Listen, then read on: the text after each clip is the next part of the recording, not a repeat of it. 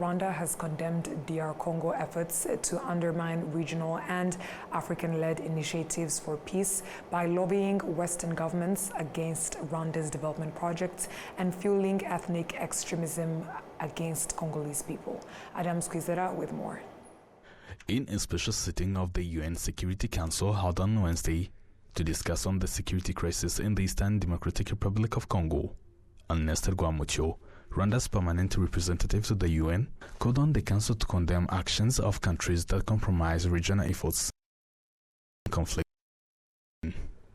However, we must condemn the actions of those, including a DRC, who undermine these efforts by lobbying Western capitals instead of engaging with African leadership and regional mechanisms. Despite the critical nature of the recent regional discussions, the DRC has consistently opted for virtual presence or outright disengagement in these key meetings.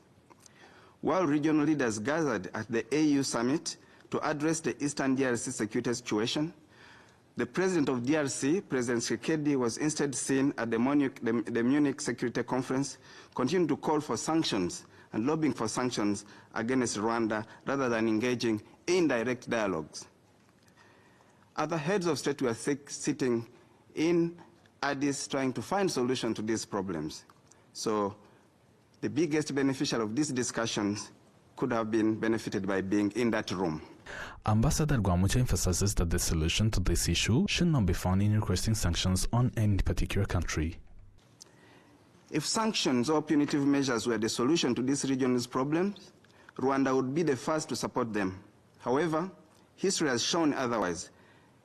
These only deepen division and undermine regional peace efforts. Wherever it has the opportunity to speak, the DRC government denies the collaboration with the FDLR, Wazalendo, and the European mercenaries, despite the existence of various evidence supporting these claims. Russian representative to the United Nations, Vasily Nebenzia, highlights that it reflects a weakness on the Western countries and the UN, who continue to ignore the reality of the situation. I want to speak specifically about the topic that everyone is aware of has been deliberately ignored, the issue of mercenary activities in DRC. We have all seen them handing over weapons to MONUSCO troops, and the images of these European mercenaries being transported through Kigali have been seen globally.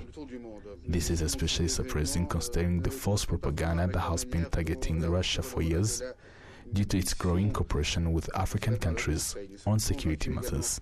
This is nothing more than a colonial hypocrisy that is being exposed. Recently, the joint EAC-SADC summit demanded cessation of hostilities, implementation of another approved harmonized plan for neutralization of the FDLR, and peaceful negotiations to be held under the new merged Rwanda and Nairobi processes.